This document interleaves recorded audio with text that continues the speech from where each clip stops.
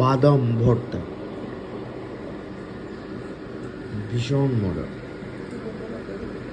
এটা আমার আম্মা বানাইছে, বাদাম ভর্তা। আমরা যে বাদাম খাই না, আর সাথে আছে, আর এর সাথে আছে তিলের বড়া।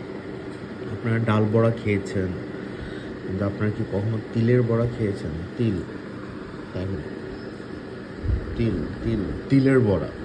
কিন্তু এটা এত মজা বাদাম ভর্তাটা। আমরা যে বাদাম খাই না রাস্তাঘাটে, ওইটা কি পাটায় পিষে শুকনো মরিচ, লবণ, সরিষার তেল আর পেঁয়াজ দিয়ে করে, কি যে মজা।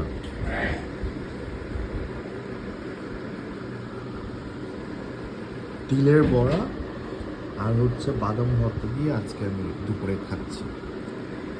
পুরোটাই মা বানিয়েছে।